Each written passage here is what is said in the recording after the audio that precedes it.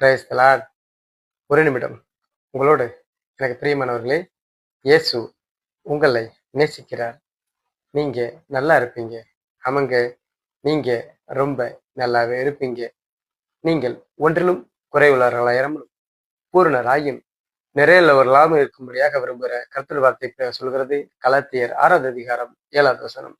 மனுஷன் எதை விதைக்கிறானோ அதையே அறுப்பான். ஆமென். ஆமாம், எனக்கு மிகவும் பிரியமானவர்களே, நாம் பேசக்கூடிய ஒவ்வொரு வார்த்தையும் அது விதையாக இருக்கிறது.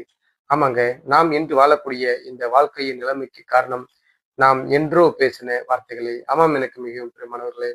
எனவே நம்மை குறித்தும் நம்முடைய பிள்ளைகளை குறித்தும் மற்றவர்களை குறித்தும் நன்மையான வார்த்தைகளையும் ஆசீர்வாதமான வார்த்தைகளையும் மாத்திரமே பேசுவோம். ஆமாம், எனக்கு மிகவும் பிரியமானவர்களே.